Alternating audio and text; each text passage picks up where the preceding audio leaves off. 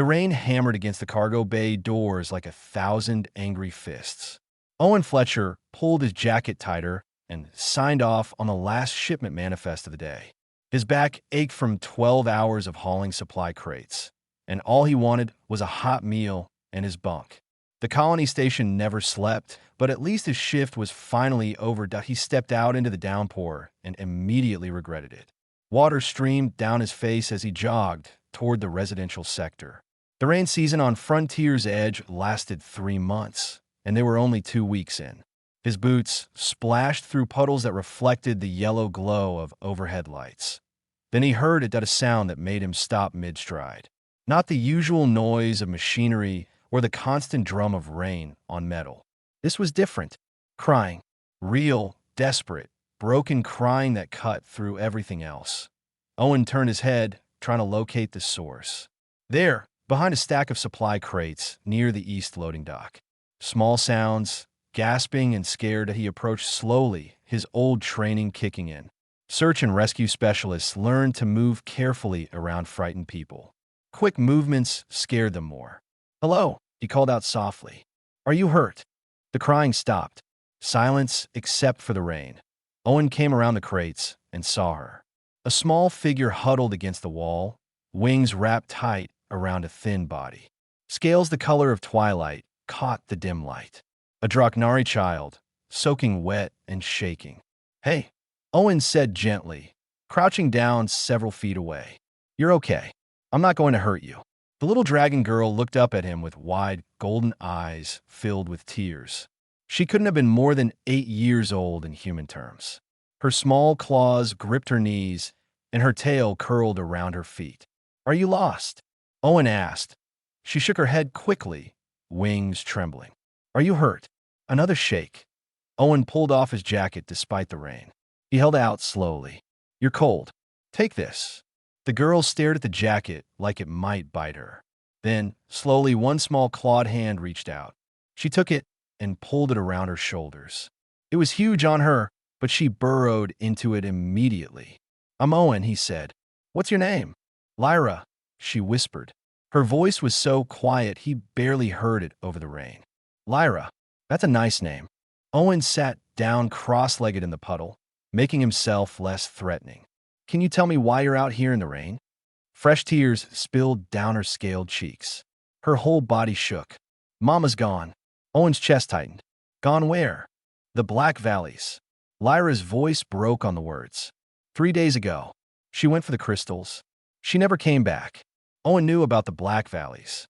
Everyone on the station did. The toxic wasteland beyond the colony borders where desperate people went looking for valuable minerals.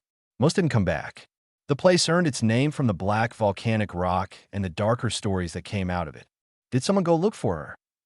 Owen asked carefully. Lyra nodded miserably. "The shelter sent 2 people. They came back yesterday. Said nobody survives 3 days in the valleys.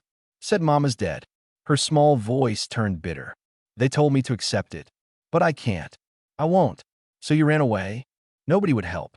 Nobody cares about one missing Draknari." Lyra looked at him with those enormous golden eyes. "Do you know what it's like when everyone gives up on someone you love?" Owen closed his eyes for a moment. Yeah, he knew exactly what that felt like. His sister Rachel had gone hiking in the mountains back on Earth. Got caught in a storm. Search and rescue found her body 3 weeks later. 3 weeks of hoping while everyone around him slowly stopped believing. He opened his eyes. "When did you last eat?" Lyra blinked at the question. "I don't remember." "Come on." Owen stood up and held out his hand. "Let's get you somewhere dry and warm. Then we'll figure this out." Lyra stared at his hand. "You'll help me?" "I haven't decided yet," Owen admitted. "But I'm not leaving you out here in the rain either." She took his hand. Her scales were cold and wet, but her grip was surprisingly strong. Owen pulled her to her feet and led her through the maze of cargo containers toward the residential sector. His quarters were small but clean. A bunk, a desk, a tiny kitchen area, and a bathroom that barely qualified as a closet. Lyra stood in the middle of the room, dripping water on the floor, while Owen grabbed towels. "Bathroom's there if you want to dry off," he said, handing her the towels. "I'll make some food." While she was in the bathroom, Owen heated up 2 ration packs and grabbed a protein bar. When Lyra emerged, her scales were dry and she looked slightly less terrified. She still wore his jacket over her thin clothing. They ate in silence. Owen watched her devour the food like she hadn't eaten in days. She probably hadn't. The Black Valleys are dangerous, Owen said quietly. 3 days is a long time. I know. Lyra's voice was small but firm. But until I see her body, she's alive. That's what you're supposed to do, right? Never give up on family. Owen thought about Rachel, about how he'd wanted to keep searching even when the professionals said it was hopeless, about the guilt that still woke him up some nights. Tell me about your mama, he said. What's her name? Sura. Lyra reached into her shirt and pulled out a small crystal pendant on a chain. She gave me this before she left. Said it would keep me safe. It glows near certain minerals. She went looking for healing crystals. Lyra nodded. For my uncle. He has scale rod disease. The medicine here is too expensive. Mama heard the Black Valleys have crystals that can help. She went to find them. Owen looked at the pendant glowing faintly in Lyra's palm. Then he looked at the photos on his wall. Old pictures from his search and rescue days. Rachel smiling on a mountain trail. Get some sleep, he said finally. Take the bunk. I'll use the floor. What about tomorrow? Lyra asked, hope creeping in her voice. Owen didn't answer right away. He watched her curl up on his bunk, still clutching that crystal pendant. She was asleep in minutes, exhausted from days of fear and rain, that he pulled out his datapad and started searching for maps of the Black Valleys. Probably a stupid idea. Definitely could cost him his job. Might cost him his life. But he kept seeing Lyra's face when she asked if he knew what it felt like when everyone gave up. Yeah, he knew. And he wasn't going to be one of those people who walked away. Not this time. Sunlight crept through the small window and hit Owen's face. He groaned and sat up from his spot on the floor, every muscle complaining. His data pad lay beside him, still showing maps of the Black Valleys he'd studied until dawn that a small sound made him look up. Lyra stood by his wall of photos, studying them with intense focus. Her wings were folded neatly against her back, and she'd somehow managed to fold his jacket into a neat square on the bunk. You find lost people, she said without turning around. It wasn't a question. Used to, Owen replied, standing up and stretching. Long time ago. Lyra turned to face him. Her golden eyes were puffy from crying, but determined now. You find Mama? Owen rubbed his face. In the clear light of morning, this seemed even more impossible than it had last night. But he'd made a decision in the dark hours, and he wasn't the kind of man who went back on those. I'm going to try, he said. But first, I need to do this the right way. The colony security office was busy when they arrived. The officer at the desk, a tired-looking woman named Harris, barely glanced up when Owen explained the situation. Sir, we can't authorize search operations into the Black Valleys, Harris said flatly. Too dangerous. Limited resources. The Draknari community already sent 2 scouts. If they couldn't find her, she's gone. So you're just giving up? Owen asked. Harris finally looked at him. We're being realistic. 3 days in the valleys? The toxic gases alone would kill someone. Add in the unstable terrain, the scavengers, the wildlife. I'm sorry, but we're not risking more lives. Owen felt Lyra's hand slip into his. Her scales were warm now, not cold like last night. Come on, he said quietly. We'll try somewhere else. The Draknari Community Center was a converted storage building in the older section of the station. The elder who met them at the door was an old dragon man with silver scales and tired eyes. The human child's mother is lost, the elder said in heavily accented standard. This is our grief to bear. I want to help. Owen said. The elder's expression hardened. We do not need human interference in Draknari matters. Your kind has made it clear we are unwelcome here. We will handle our own dead. She's not dead, Lyra said fiercely. She's waiting for someone to find her. The elder's face softened when he looked at Lyra, but he shook his head. Child, your mother was brave but foolish. The valleys take everyone who enters. Let her spirit rest. Owen felt Lyra's hand tighten around his. He led her away before she could argue more. They're all giving up, Lyra whispered as they walked. Everyone's giving up. Not everyone. Owen said. His supervisor was less diplomatic. Carl stood in the cargo bay office with his arms crossed and his face red. You want time off to go into the Black Valleys? Are you insane? Fletcher, personal emergency, Owen said calmly. For Dragon Kid you just met. Carl shook his head. Look, I get it. You feel bad for her. But this isn't your problem. You go out there, you'll die. Then what good are you to anyone? So I should just abandon her. You should be smart. Carl leaned forward. You leave on this fool's errand, don't bother coming back. Your job won't be here. Owen looked at Carl for a long moment. Then he nodded. Understood. He walked out with Lyra before Carl could say anything else. The equipment specialist worked in a cluttered shop near the maintenance sector. Ruth was an older woman with gray hair and sharp eyes that missed nothing. She listened to Owen's request without interrupting. The Black Valleys, she said finally. You know what you're asking for? Yeah. Ruth studied him, then looked at Lyra. Something in her expression shifted. I had a son once. Search team never found him. I know that look in her eyes. She moved through her shop, pulling items from shelves. Rebreather masks, climbing rope, emergency rations, medical supplies, a portable scanner that could detect toxic gases. I can't give you this officially, Ruth said, packing everything into 2 bags. But I could forget to log it for a few days. Thank you, Owen said quietly. Ruth squeezed his shoulder. Bring that baby's mother home, or at least bring them both closure. Back in his quarters, Owen spread everything out on the floor. Lyra watched as he checked each piece of equipment. Why are you doing this? She asked suddenly.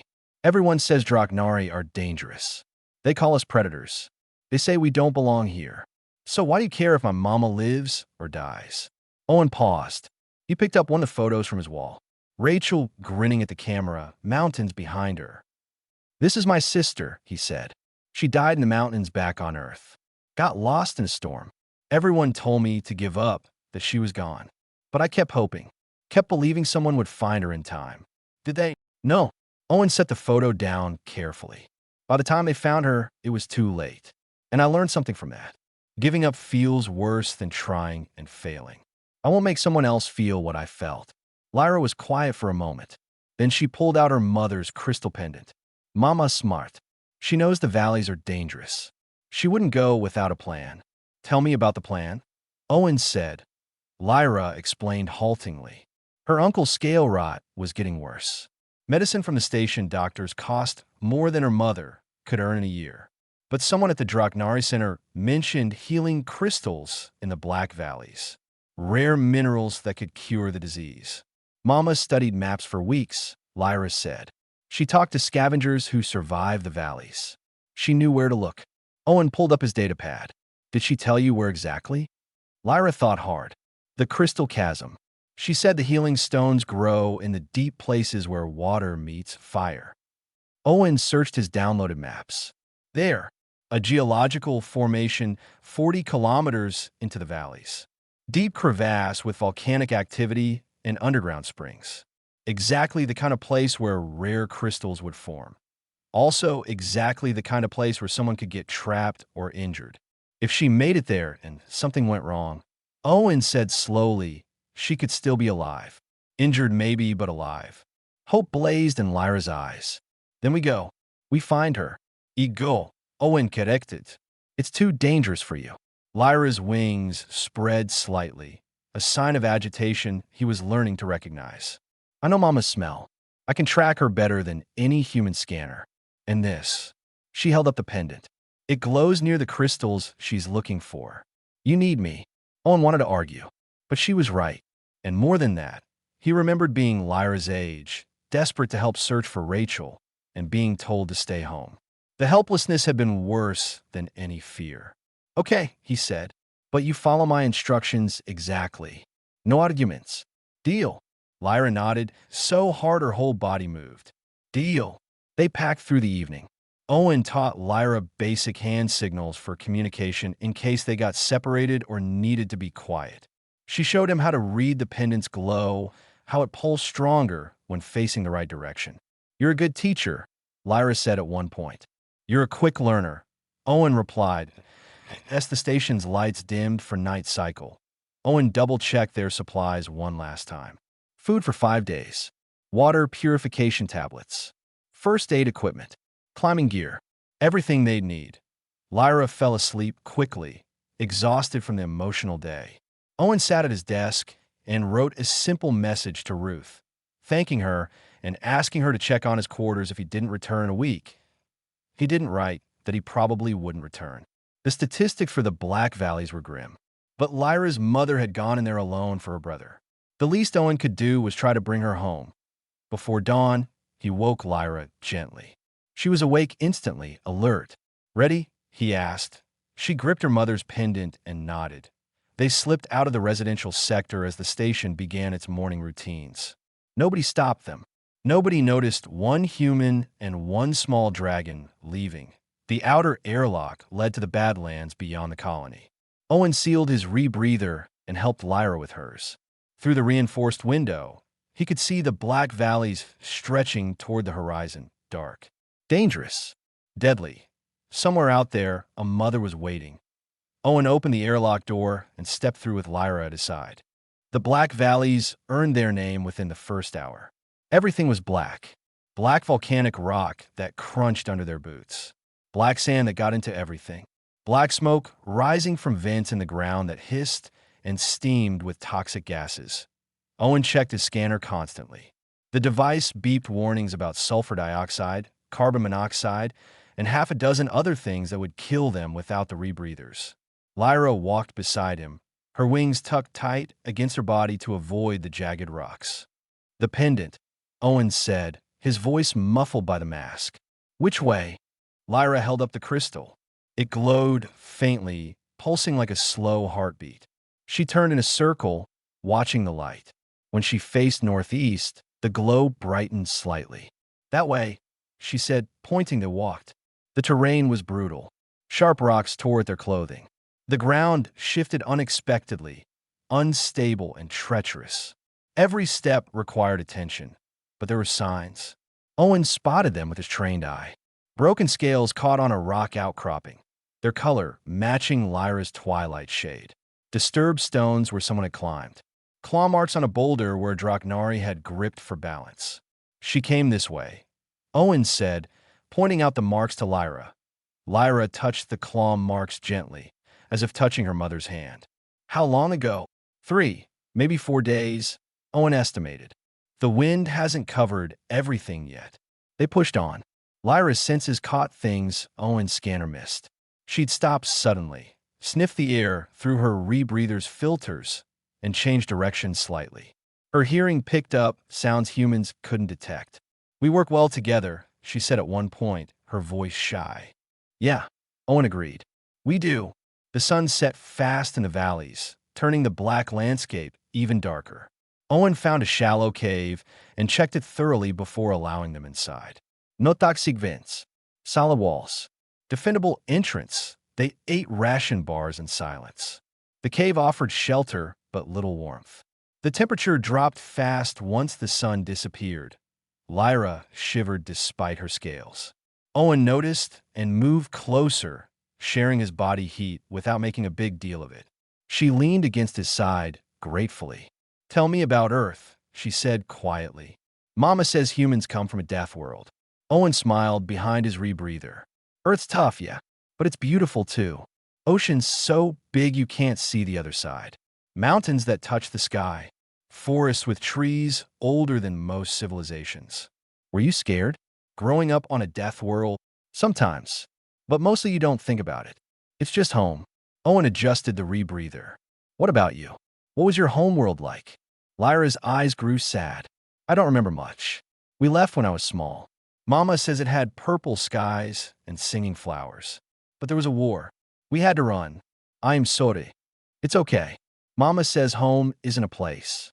It's the people who love you." Lyra looked up at him. "Is that true?" Owen thought about Rachel, about the mountain trails they'd hiked together. "Yeah, that's true." Lyra fell asleep against his shoulder. Owen stayed awake, watching the cave entrance and listening to the strange sounds of the valleys at night. Wind howling through rocks, distant rumbles from underground. Once, something large moved past their cave, but didn't stop. Dawn came gray and ugly. They ate quickly and continued northeast, following the pendant's glow and the occasional signs of Sarah's passage. Midday brought their first real danger. They came upon a camp of human scavengers. Rough-looking men and women clustered around equipment that looked barely functional. One of them spotted Owen and Lyra and stood up, hand moving to a weapon at his belt. Well, well, the man said.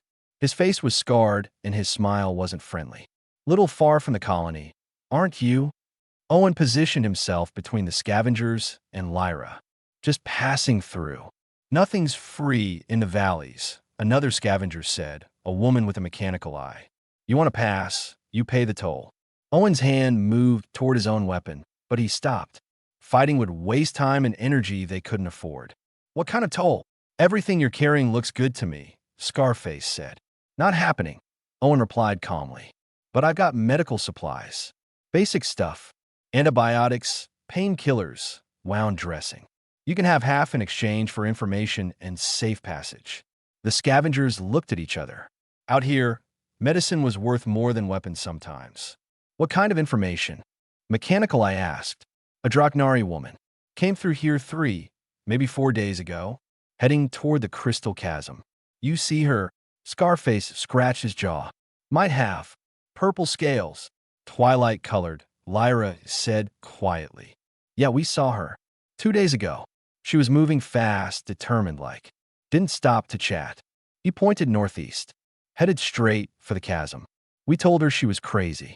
Those crystals aren't worth dying for. Did she look injured? Owen asked. Not that we could see, but the chasm's bad news. Unstable rock, long drop, toxic gases at the bottom. If she went down there, he shrugged. Owen pulled out half his medical supplies and handed them over.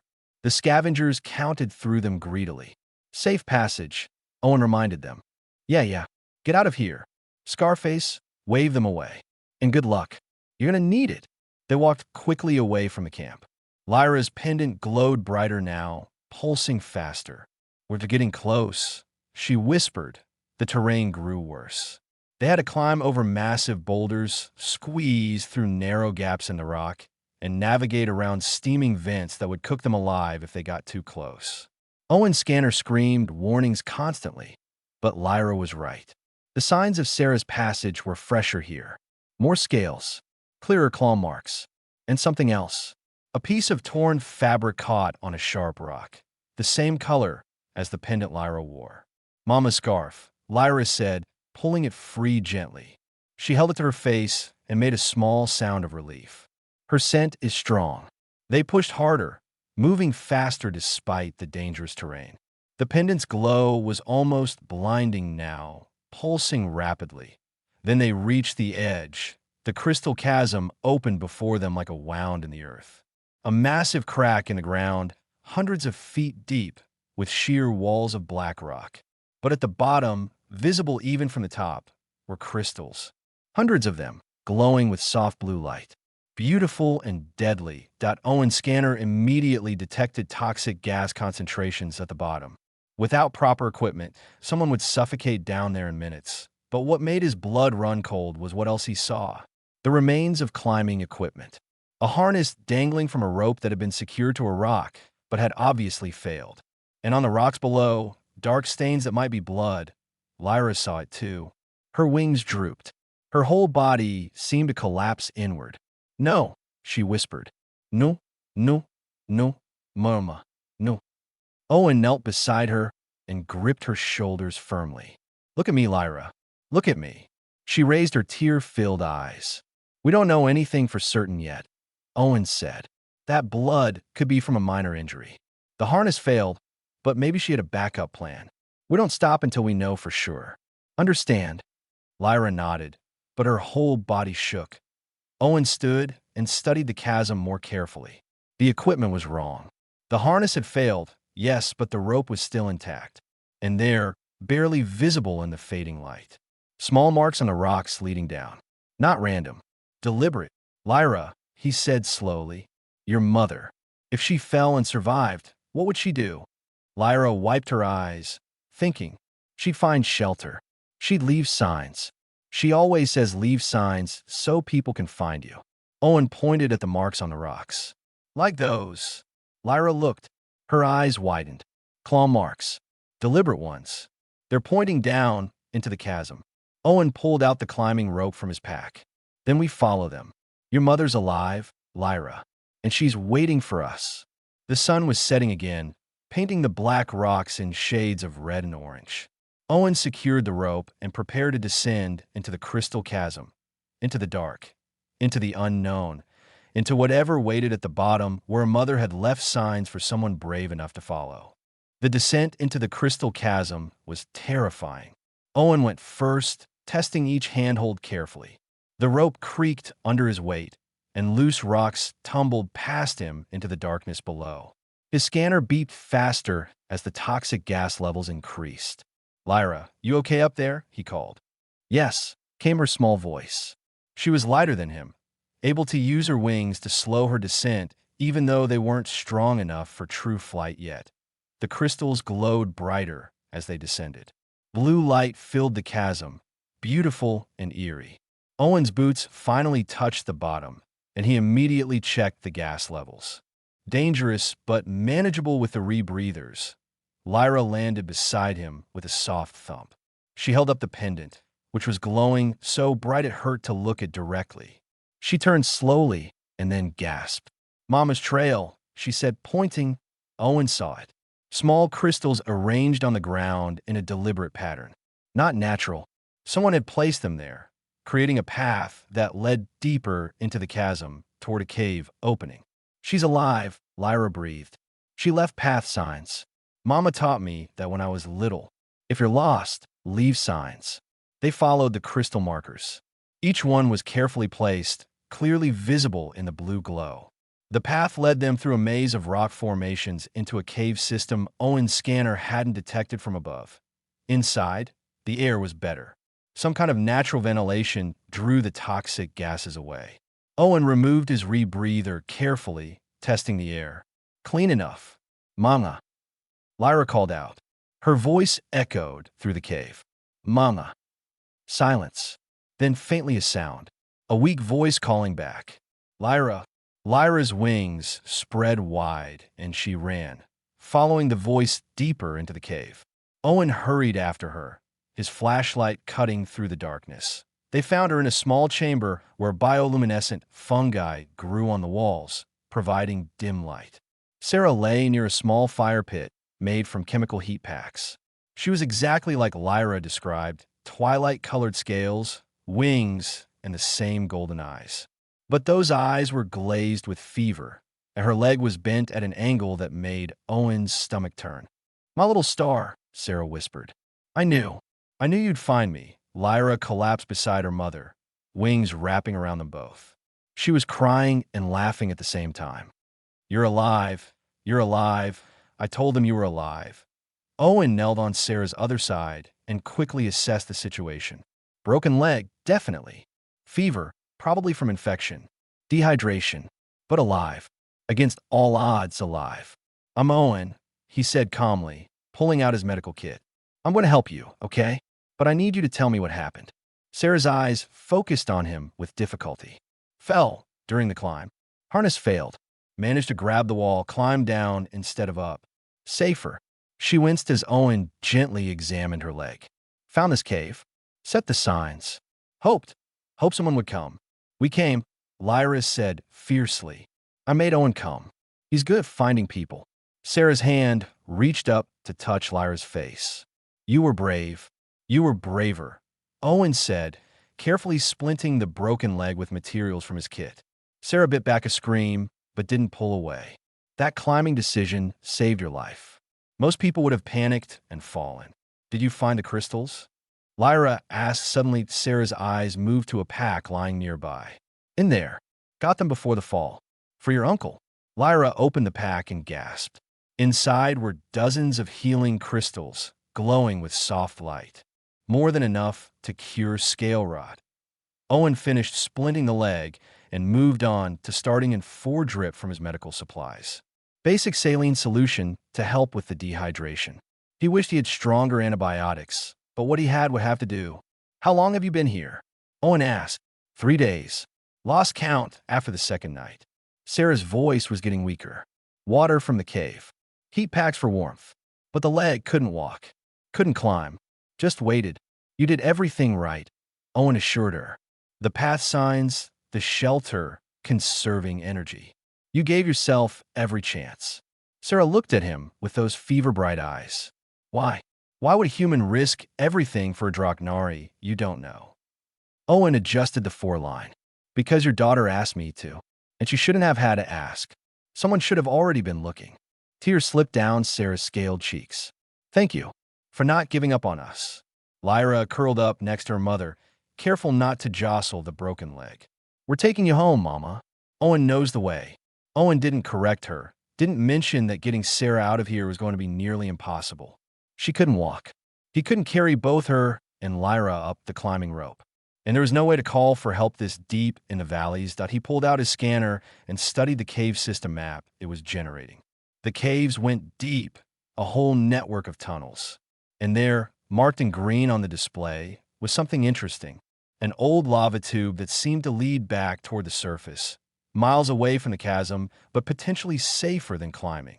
Sarah, Owen said carefully, these caves, do they go deeper? Sarah nodded weakly. I explored a little. Before the fever got bad, there are tunnels, old volcanic channels. Could we travel through them? Sarah understood immediately. Maybe. Dangerous. Unmapped. But possible. More possible than climbing with a broken leg. Owen said. Lyra looked between them. We're going through the caves? We're going to try. Owen said. But first, your mother needs to rest. We all do. We'll start fresh in the morning. He set up their small camp in Sarah's chamber. The bioluminescent fungi provided light, and the cave was warmer than outside. Owen shared out their remaining rations. It wasn't much, but would have to last. Lyra fell asleep between them, one hand gripping her mother's, the other holding Owen's jacket. Sarah watched her daughter sleep with tears in her eyes. She trusts you completely, Sarah whispered to Owen. I've never seen her trust a human like that. She's a remarkable kid, Owen replied quietly. You gave her something I couldn't. Hope that not all humans fear us. Hope that some will help just because it's right. Sarah's voice was soft. What you've done for her, for me, I can never repay. Owen thought about Rachel, about the search teams who'd try to find her, about the strangers who'd helped his family through the worst time of their lives. You don't need to repay kindness, he said. You just pass it forward. Sarah smiled, and for a moment the fever seemed to recede. Then she began to sing, a soft, melodic sound in a language Owen didn't understand. Lyra stirred in her sleep, unconsciously humming along. Traditional Draknari lullaby, Sarah explained, about stars finding their way home through the dark. Owen listened to the alien melody and felt something settle in his chest, a rightness he hadn't felt in years, maybe since before Rachel died. Like he was finally doing what he was meant to do. The song ended, and Sarah's eyes drifted closed. Her breathing evened out into sleep. Owen stayed awake, watching over them both. Outside the cave, the black valleys waited, dark and deadly. Tomorrow they'd face the unknown tunnels, the unstable ground, the very real possibility that none of them would make it out. But tonight, in this small chamber lit by glowing fungi, a mother was alive. A daughter had hope, and a human who'd lost his way had found something worth fighting for.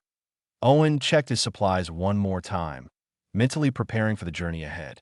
The crystals in Sarah's pack glowed softly, a reminder of what she'd risked everything to obtain.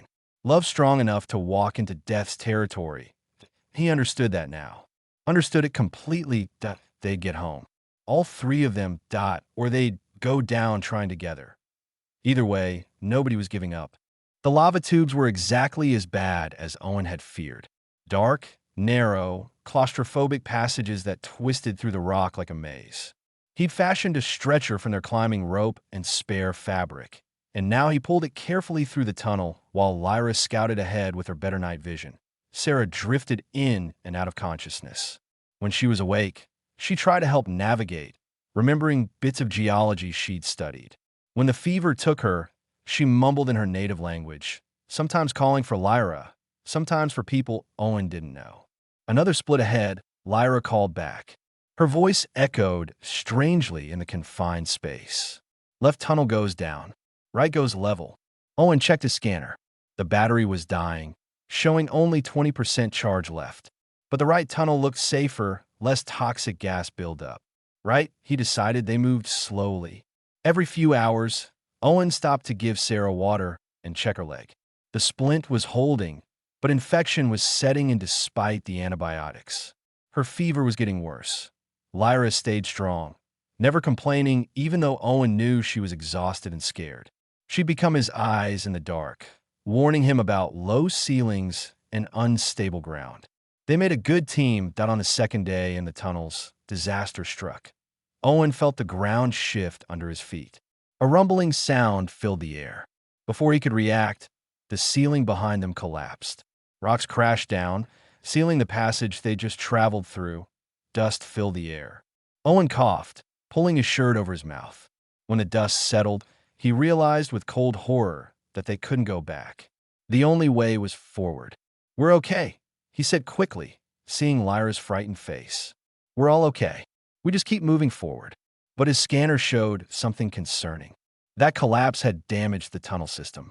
New cracks were forming, releasing more toxic gases. They had to move faster. The problem was Sarah. Her fever was worse. She was barely conscious now, and her breathing was labored. Owen knew the signs. If they didn't get her proper medical care soon, the infection would kill her regardless of whether they escaped the tunnels. "Owen," Lyra said quietly during one of their rest stops. "Mama's really sick, isn't she?" He wouldn't lie to her. "Yeah, she is. Are we going to make it out?" Owen looked at Lyra's golden eyes, so much like her mother's. "I don't know, but we're going to try our absolute hardest." Lyra nodded and curled up next to Sarah on the stretcher. Owen watched them both and felt a fierce determination. He'd come too far to lose them now. His scanner battery died on the third day underground. They were navigating by feel and instinct now, following Lyra's senses and hoping they were heading in the right direction. Owen's own supplies were nearly gone. He'd given most of the food to Lyra, and the water was dangerously low. Then Lyra stopped suddenly. "I smell something. Fresh air. Real air, not cave air." Owen's heart leaped. "Which way?" "Ahead. Strong." They pushed forward with renewed energy. The tunnel began to slope upward. Owen's muscles screamed in protest as he hauled the stretcher up the incline, but he didn't stop. Fresh air meant an exit. An exit meant help. The tunnel opened into a massive cavern, and Owen's breath caught. It wasn't just any cavern. Hundreds of bat-like creatures hung from the ceiling, their wings folded, sleeping. The floor was covered in their droppings, which released toxic fumes. And across the cavern, maybe 200 feet away, was daylight. Real, blessed daylight streaming through an opening in the rock. "We have to cross," Owen whispered. Lyra looked at the sleeping creatures. "They'll wake up if we make noise." Sarah stirred on the stretcher, her eyes opening briefly. "Shriek hunters. Territorial. Aggressive." Her voice was barely audible. "You have to leave me.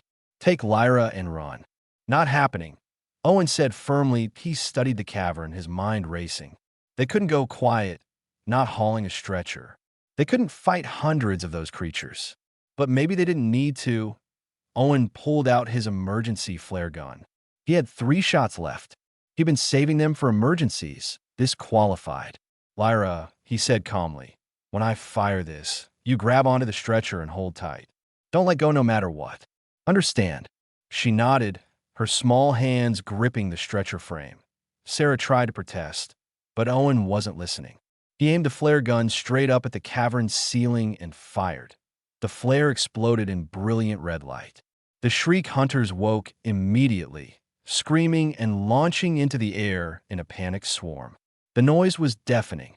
Owen grabbed the stretcher and ran. He ran harder than he'd ever run in his life, hauling Sarah's weight across the cavern floor, while creatures swooped and dove around them. Lyra clung to the stretcher, her wings spread to help balance it. Something clawed at Owen's shoulder, drawing blood. Another caught his leg, but he didn't stop. The exit was right there, so close, just a few more steps. They burst through the opening and kept running. Behind them, the shriek hunters circled at the cave entrance, but didn't follow into the daylight.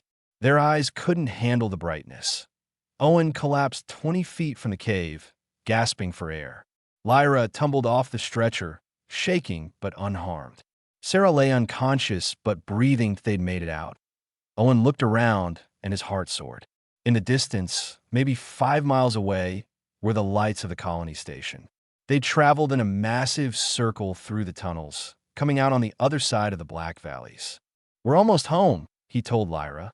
"Just a little further." But Sarah's breathing was wrong, shallow and rapid. Owen checked her, and his medical training screamed warnings. She was crashing. The infection, the stress, the journey, it was all too much. "Laura," he said urgently, "run to the colony. Fast as you can. Tell them we need medical help now. Emergency transport." Lyra looked between him and her mother, torn. "Go," Owen commanded. "Your mother needs doctors. Run." Lyra spread her wings and ran, faster than Owen had seen her move. Her small form disappeared across the rocky ground toward the distant lights. Owen turned back to Sarah. He did everything he could with his limited supplies. CPR when her breathing stopped. Chest compressions. The basic field medicine, that was all he had left. "Stay with me," he whispered. "Your daughter needs you. Your brother needs those crystals. Stay with me, Sarah." He didn't know if she could hear him, but he kept talking anyway, kept working, kept fighting, because that's what you did for family.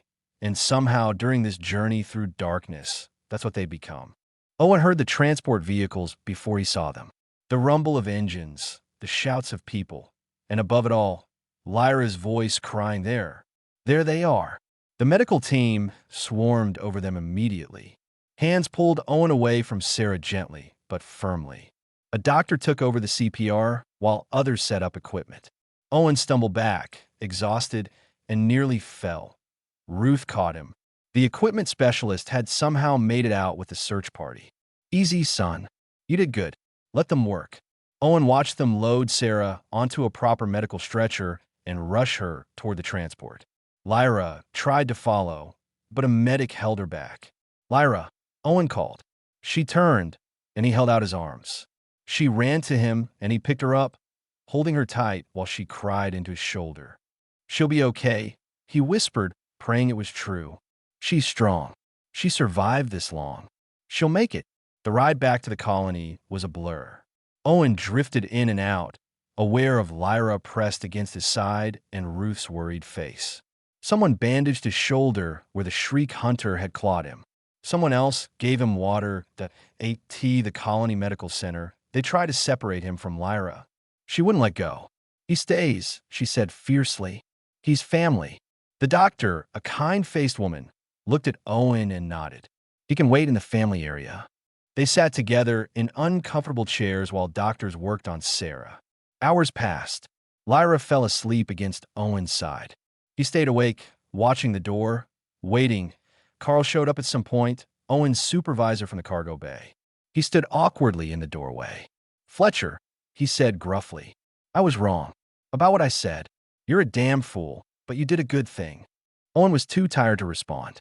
Carl left a thermos of coffee and walked away. Other people came. Draknari from the community center, no longer cold and dismissive, but grateful and concerned. Human workers from the station who'd heard what happened. Ruth stayed the whole time, silent support. Finally, after what felt like forever, the doctor emerged. "She's alive," the doctor said, and Lyra gasped awake. "The infection was severe, and she's very weak, but she's stable. The surgery on her leg went well. She'll need months of recovery, but she'll walk again." Lyra burst into tears of relief. Owen felt something release in his chest that he didn't know he'd been holding. "Can we see her?" Lyra asked. The doctor smiled. "She's asking for both of you." Sarah looked small in the medical bed, connected to various monitors and IVs. But her eyes were clear and focused when they walked in. Lyra climbed up carefully and curled against her mother's side. "My brave little star," Sarah whispered, stroking Lyra's head. "You saved me." "Owen saved you," Lyra corrected.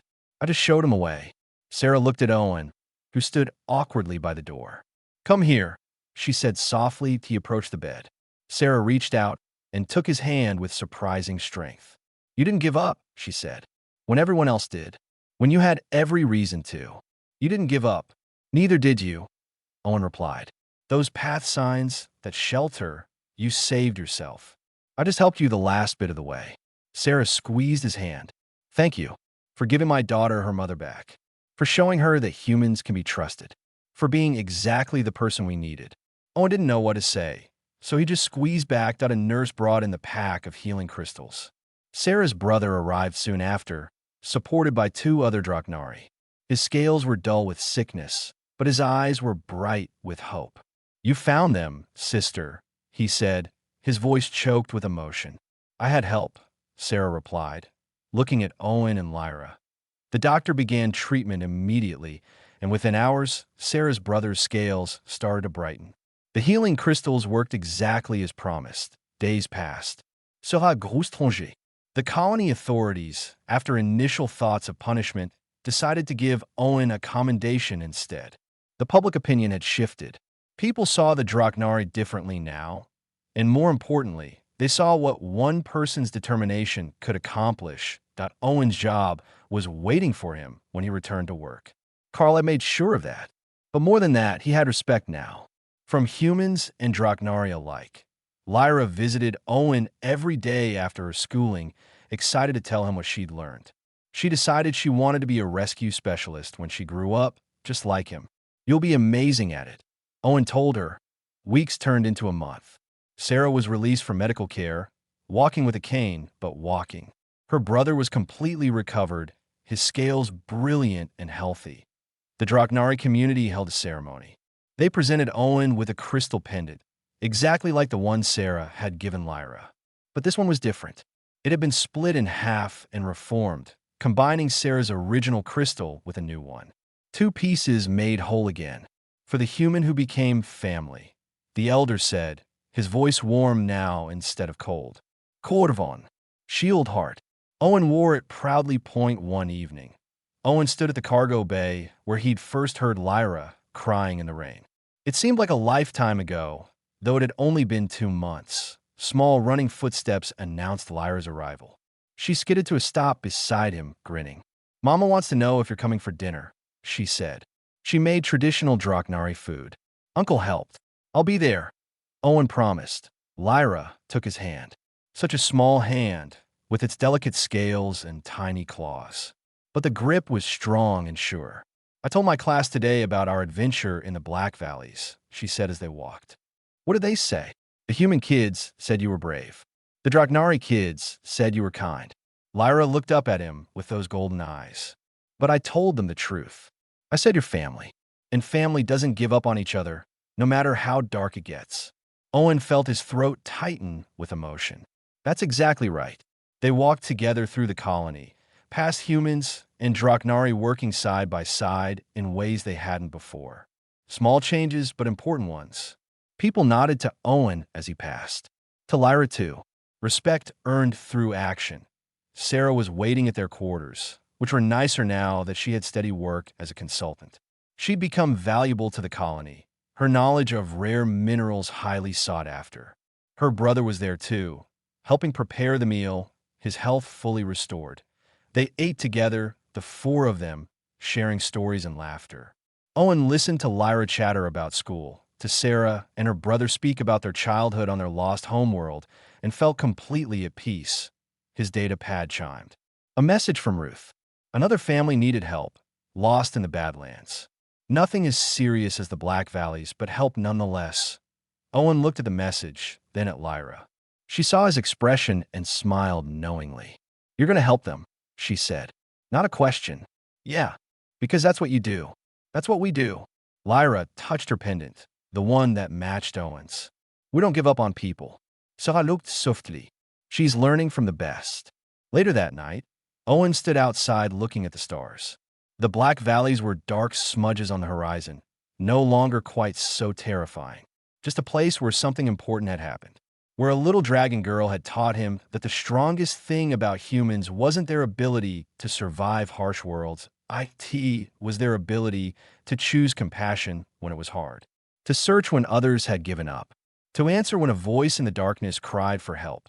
Lyra appeared beside him, wrapped in a blanket. "Can't sleep, just thinking," Owen said. "About what?" He looked down at her and smiled.